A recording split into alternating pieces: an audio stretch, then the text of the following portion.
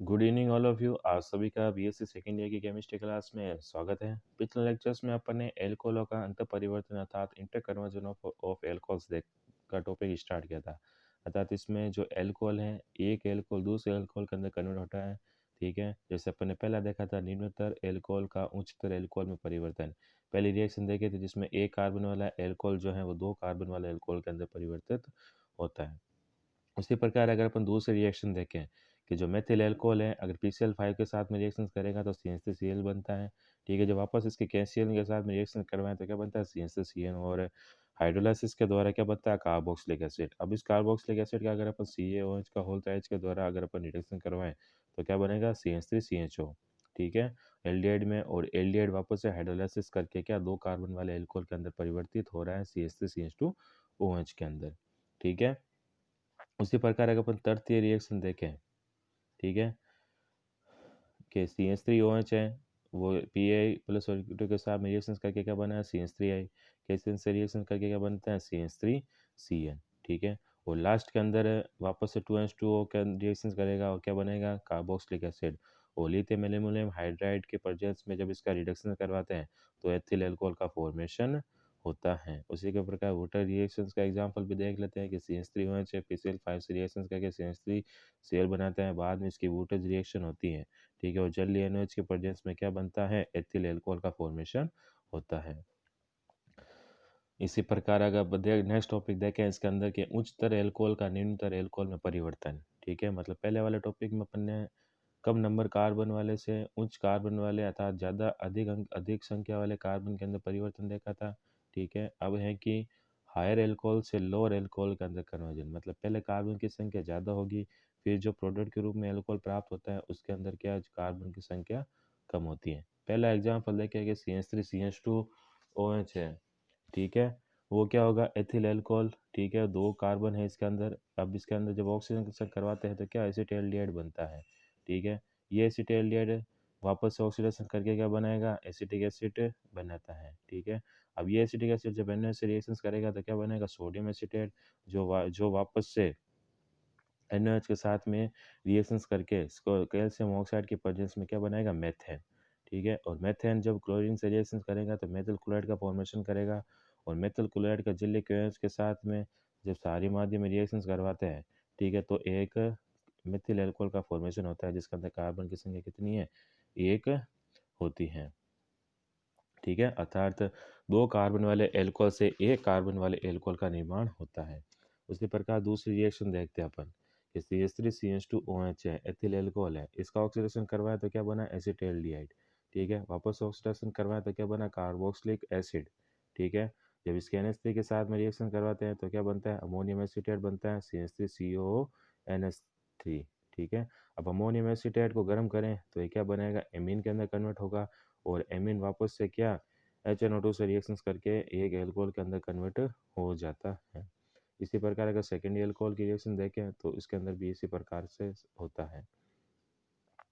Next reaction है कि CH3CH2OH ethyl alcohol की रिएक्शन कंसंट्रेट HNO2 के साथ में करवाएं तो क्या बनता है, एथीन। एथीन का ऑक्सीडेशन करवाएं तो क्या बनता है, एक साइक्लिक स्ट्रक्चर बनती है। ठीक है, CH3OCH2OO। ठीक है, एक साइक्लिक स्ट्रक्चर बनती है।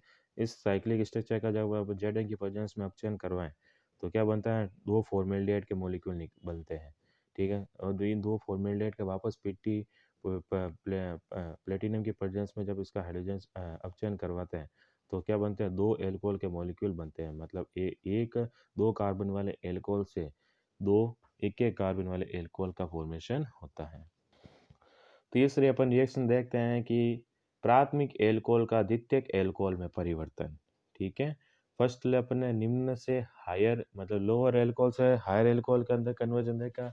सेकंड अपन ने देखा हायर एल्कोहल से लोअर एल्कोहल के अंदर कन्वर्जन। अब अपन तीसरा देखते हैं कि प्राइमरी एल्कोहल का सेकेंडरी एल्कोहल के अंदर कन्वर्जन किस प्रकार होता है। ठीक है, कि CH3CH2OH है, मतलब 1 प्रोपेनॉल है। जब ये कंसंट्रेशन H2SO4 के साथ रिएक्शन करेगा, गर्म करते हैं इसको तो क्या बनता है, प्रोपीन बनता है। ठीक है, मतलब वाटर बाहर नहीं, वाटर मॉलिक्यूल यहाँ से रिमूव हो जाता है। जब वापस प्रोपीन की रिएक्शन अगर अपन HI से करवाएं, ठीक है, तो आयोडाइड इसके साथ में अटैच हो जाता है और HI यहाँ से रिमूव हो जाएगा। ठीक, मतलब H2 यहाँ से निकल जाएगी और आयोडाइड बीच वाले कार्बन के साथ में अटैच हो जाता है और क्या बनाता है, 2 आयोडोप्रोपेन बनाता है। ठीक है, जब वापस जल्दी Ag2O के प्रेजेंस में इसकी रिएक्शंस करवाएं तो क्या बनता है, 2 प्रोपेनॉल बनता है। मतलब 1 डिग्री अल्कोहल से, ठीक है, 2 डिग्री अल्कोहल के अंदर इसका कन्वर्जन होता है। नेक्स्ट अपन देखते हैं प्राथमिक अल्कोहल का तृतीयक अल्कोहल के अंदर कन्वर्जन देखते हैं। ठीक है, कि 1 डिग्री अल्कोहल है वो 3 डिग्री अल्कोहल के अंदर कन्वर्ट हो रहा है। तो आइसोब्यूटिल अल्कोहल है, ठीक है, CH3 का होल ट्वाइस CH2OH, ठीक है, HI की प्रेजेंस में अपचयन करवाया, क्या बना, आइसोब्यूटिल आयोडाइड बना। ठीक है, जब इस आइसोब्यूटिल आयोडाइड का अगर अपन KOH के सारी माध्यम में अगर इसकी रिएक्शंस करवाएं तो क्या बनता है, आइसोब्यूटिलीन बनता है, जो HI के साथ वापस रिएक्शंस करके क्या बना लेता है, तृतीयक ब्यूटिल आयोडाइड। ठीक है, अब ये तृतीय ब्यूटिल जो आयोडाइड है वापस जलीय KOH के साथ में रिएक्शंस करके क्या बना लेता है, तृतीय ब्यूटिल एल्कोहल का फॉर्मेशन कर लेता था। 1 डिग्री एल्कोहल से 3 डिग्री एल्कोहल का फॉर्मेशन होता है। नेक्स्ट अपना टॉपिक है डाइहाइड्रिक एल्कोहल या एल्केन डाइऑल। अब तक अपन ने मोनोहाइड्रिक एल्कोहल्स, उसकी रिएक्शंस पढ़ी थी, ठीक है, उसके अंदर डिफरेंशिएशन मेथड पढ़ी थी, उसकी प्रिपरेशन मेथड पढ़ी थी। अब अपना नेक्स्ट टॉपिक है डाइहाइड्रिक एल्कोहल, जिसे अपन एल्केन डाइऑल भी कहते हैं।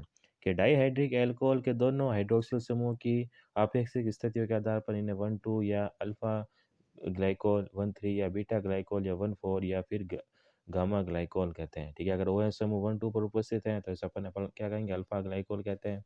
अगर OH ग्रुप है वो 1,3 पोजीशन पे प्रेजेंट है तो उसे अपन क्या कहते हैं, बीटा ग्लाइकोल कहते हैं। और अगर अपन OH जो ग्रुप है वो 1,4 पोजीशन पे है तो अपन उसे गामा ग्लाइकोल के नाम से जानते हैं।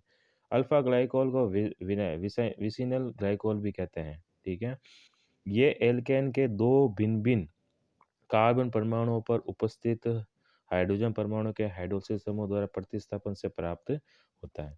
अब अपन सबसे पहले इसका नोमेनकल्चर देखते हैं डाइहाइड्रिक एल्कोहल का, कि इन यौगिकों के नामकरण के लिए दो पद्धतियां प्रचलित हैं। पहली तो जो कॉमन मेथड है और दूसरी IUPAC मेथड। कॉमन मेथड के अगर अपन देखें तो जिस एल्कोहल के हाइड्रोक्सिलीकरण से 1,2 डाइऑल प्राप्त होते हैं उसी एल्केन के सामान्य नाम पर अपन क्या डाइहाइड्रिक एल्कोहल का नामकरण कर देते हैं। जैसे कि एथिलीन ग्लाइकोल है, ठीक है, मतलब 2 कार्बन प्रेजेंट है तो अपन इसका नाम दे दिया एथिलीन ग्लाइकोल। ठीक है, 3 कार्बन प्रेजेंट है तो अपन इसको प्रोपिलीन ग्लाइकोल का नाम दे दिया। ठीक है, उसी प्रकार अगर 4 कार्बन है तो ब्यूटिलीन ग्लाइकोल, और अगर 5 कार्बन है मतलब कार्बन का आइसो रीअरेंजमेंट हो रखा है, ठीक है, तो अपन उसका क्या दे दिया, जैसे 4 कार्बन वाले ही अल्कोहल को आइसोब्यूटिलीन ग्लाइकोल नाम दे दिया। ठीक है, तो बीटा या गामा डाइऑल को पॉली मेथिलीन अर्थात CH2 का होल एंड ग्लाइकोल नाम से नाम दिया जाता है। ठीक है, जैसे ट्राईमेथिलीन ग्लाइकोल, ठीक है, और टेट्रामेथिलीन ग्लाइकोल। ठीक है, अब देखते हैं अपन IUPAC नेम, कि जिस एल्कोहल के हाइड्रोक्सिलीकरण से डाइहाइड्रिक एल्कोहल प्राप्त होते हैं उस हाइड्रोकार्बन के नाम के साथ डाइऑल अनुलग्न लगा दिया जाता है और हाइड्रोक्सिल समूह की स्थिति को न्यूनतम अंक द्वारा प्रदर्शित किया जाता है। मतलब जिस तरफ हाइड्रोक्सिल ग्रुप प्रेजेंट है, ठीक है, उससे अपन नंबरिंग स्टार्ट करेंगे अब। ठीक है, और अन्य परिस्थितियों वाले कार्बन परमाणु को न्यूनतम अंक द्वारा पूरे नाम के पहले अंग्रेजी वर्णमाला के क्रम में पूर्व लग्नित किया जाता है। जैसे अपन ने मोनोहाइड्रिक एल्कोहल का देखा था वैसे के वैसे डाइहाइड्रिक एल्कोहल के अंदर है। जैसे पहला एग्जाम्पल अपन देखें कि प्रोपेन 1,2 डाइऑल। ठीक है, नंबरिंग अपन यहाँ से करते हैं जिसमें सीधी चेन के अंदर एल्कोहल प्रेजेंट है। ठीक है, तो OH के पास में अगर कार्बन है तो उसको 1 दे दिया, सेकंड वाले CH वाले को दे दिया 2, तो प्रोपेन, ठीक है, हो गया एल्कोहल की सीरीज। 1 पोजीशन पे एक OH है, दूसरी पोजीशन पे OH है तो हो गया 1,2, और डाइऑल तो ऑलरेडी है, मतलब 2 एल्कोहल ग्रुप इसके अंदर प्रेजेंट है। उसी प्रकार अगर अपन प्रोपेन 1,3 डाइऑल की बात करें तो एक 1 पोजीशन पे एक OH ग्रुप है और दूसरी पोजीशन पे OH ग्रुप है, तो ये हो गया प्रोपेन 1,3 डाइऑल। उसी प्रकार अपन आइसोब्यूटिलीन के एग्जाम्पल की बात करें, ठीक है, तो पहला तो हो गया 1 क्लोरो, मतलब अपन वर्णमाला, अंग्रेजी वर्णमाला को फॉलो करते हैं जिसके अंदर जिस सब्स्टिट्यूएंट का नाम पहला आता है उसका नाम पहले लिखते हैं अपन IUPAC के अंदर। ठीक है, तो पहले हो गया 1 क्लोरो। ठीक है, OH ग्रुप है, OH ग्रुप के पास वाले को अपन ने क्या नंबरिंग दे दी 1। ठीक है, उसके पास में 2, 3 एंड 4, तो 1 chloro. Second substituent, second carbon पर मेथिल ग्रुप जुड़ा है तो हो गया 2 मेथिल। ठीक है, अब हो गया ब्यूटेन। ठीक है, ये तो हुई सीरीज की बात। अब जो एल्कोहल है उसकी पोजीशन को मेंशन करते हैं, एक तो 2 पोजीशंस पे और एक 3 पोजीशंस पे एल्कोहल ग्रुप प्रेजेंट है, तो अपन ने नाम दे दिया इसको 2,3 डाइऑल। ठीक है, अब अपन देखते हैं नेक्स्ट इसके अंदर विर्चन मेथड अर्थात मेथड ऑफ प्रिपरेशन, कि डायहाइड्रिक अल्कोहल का फॉर्मेशन कैसे किया जा सकता है, कि एल्केन का हाइड्रोक्सिलीकरण करके, ठीक है, कि उदासीन या मंद क्षारीय KMnO4 विलयन, जिसे अपन बेयर रिएजेंट के नाम से जानते हैं, कि एल्कीन से क्रिया कराने पर विलयन का बैंगनी रंग उड़ कर क्या हो जाता है, रंगहीन हो जाता है और 1,2-डाइओल का उत्पाद बनता है। अगर अपन एल्कीन है, जैसे suppose CH2 CH2 CH2 double bond CH2 है, इसके अगर अपन KMnO4 के प्रेजेंस में रिएक्शंस करवाएं, हाइड्रोक्सिलीकरण करवाएं, तो डाइओल का फॉर्मेशन होता है। उसी प्रकार अगर अपन अभिक्रिया के अंदर चक्रीय मध्यवर्ती मैग्नेट एस्टर बनने के कारण जल अवघटन के उपरांत सिस डाइओल बनता है, ठीक है। अगर इसी प्रकार अगर इस रिएक्शंस की साइक्लिक स्ट्रक्चर की बात करें, जिसके अंदर क्या बनता है, चक्रीय मैग्नेट एस्टर बनता है, जिसका अपन जल अवघटन करवा दें तो सिस उत्पाद बनता है। मतलब दोनों जो OH ग्रुप है वो एक ही डायरेक्शन के अंदर प्रेजेंट होते हैं। सेकेंड रिएक्शन है कि एल्कीन और ऑस्मियम टेट्राऑक्साइड OSO4 की क्रिया द्वारा भी सिस 1,2 डाइओल प्राप्त होते हैं, ठीक है। इसमें भी चक्रीय मध्यवर्ती ओस्मियम एस्टर की भागीदारी होती है। अब जो ये चक्रीय ओस्मियम एस्टर है, ये इंटरमीडिएट के तौर पर बनता है, मतलब OSO4 पहले बार में एथीन के साथ में प्रेजेंट हो जाता है, ठीक है। सेकंड जब इसका हाइड्रोलाइसिस होता है तो ये रिमूव होकर सिस प्रोडक्ट के रूप में डाइओल का फॉर्मेशन करेगा। यह अभिक्रिया क्या होती है, स्टीरियो स्पेसिफिक होती है। तीसरी है कि पर अम्लों अर्थात पर बेंजोइक एसिड CN6H5CO3H पर फॉर्मिक एसिड, ठीक है, की अभिक्रिया एल्कीन से करवाएं तो क्या बनता है, ट्रांस डाइओल प्राप्त होते हैं और चक्रीय ऑक्सीरेन की भागीदारी होती है। ऑक्सीरेन यहाँ पर एक इंटरमीडिएट बनता है, ट्राईसाइक्लिक स्ट्रक्चर होती है और इसका जब हाइड्रोलाइसिस करवाते हैं वापस से तो ट्रांस डाइओल बनते हैं, मतलब ट्रांस फॉर्म बनती है डाइओल की, मतलब दोनों जो OH ग्रुप हैं वो अपोजिट डायरेक्शंस के अंदर प्रेजेंट होते हैं। नेक्स्ट है कि 1,2 डाइओल डाई हेलो एल्केन का जल अवघटन जलीय NaOH या Na2CO3 के साथ में 1,2 डाई हेलो एल्केन को उबालने पर जल अवघटन के फलस्वरूप क्या बनता है, 1,2 डाइओल प्राप्त होता है, ठीक है। डाई हेलो एल्केन लिए अपन ने, मतलब ब्रोमीन प्रेजेंट है हेलो ग्रुप के रूप में यहाँ पर, ठीक है। अगर अपन इसके जलीय NaOH या फिर Na2CO3 के प्रेजेंस में रिएक्शंस करवाएं तो सिस उत्पाद बनता है डाइओल का। इस अभिक्रिया में कुछ मात्रा में क्या बनता है, विनाइल हैलाइड से उत्पाद के रूप में प्राप्त होता है।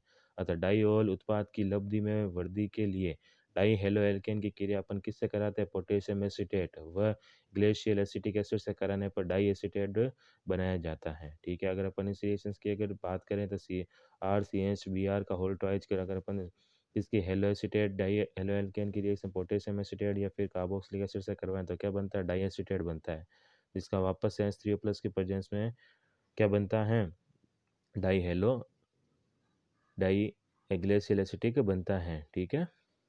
इस डाई एसीटेट का आपको अपन अम्लीय जलीय अपघटन करवाएं तो डाइओल के अंदर ये कन्वर्ट हो जाते हैं।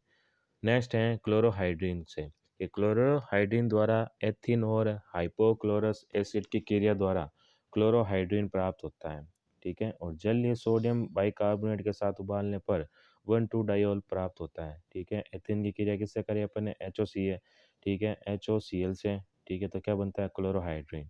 अब इस क्लोरोहाइड्रीन का अगर अपन जलीय बाइकार्बोनेट सोडियम बाइकार्बोनेट से रिएक्शंस करवाएं तो एक तो डाइओल बनता है, ठीक है, NaCl साल्ट के रूप में बाहर निकलता है और CO2 रिमूव होती है, ठीक है। उसी प्रकार अगर अपन एथिलीन ऑक्साइड द्वारा अगर इसका विरचन देखें तो यह एथिलीन ग्लाइकोल बनाने की क्या है, कमर्शियल मेथड है, औद्योगिक विधि है।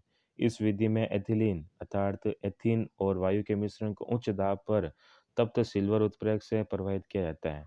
इससे प्राप्त एथिलीन ऑक्साइड का तनु HCl के साथ में जल अवघटन करवाएं, क्या बनता है, एथिलीन ग्लाइकोल बनता है, ठीक है। और इसकी रिएक्शन देखें, ठीक है, एथीन की रिएक्शन अगर अपन ऑक्सीडेशन करवाएं सिल्वर की प्रेजेंस में उच्च ताप पर तो एक साइक्लिक एथीन बनती है। इस साइक्लिक एथीन का अगर अपन तनु HCl की प्रेजेंस में क्या कर रिएक्शंस करवाएं, जल अपघटन करवाएं तो डाइओल का फॉर्मेशन होता है, ठीक है। इससे आगे की रिएक्शन है विसिनल ग्लाइकोल की रासायनिक अभिक्रियाएं, ठीक है, केमिकल रिएक्शन और विसाइनल ग्लाइकोल्स की, जो हम अपने अगले लेक्चर्स के अंदर कंटिन्यू करेंगे। Thank you so much.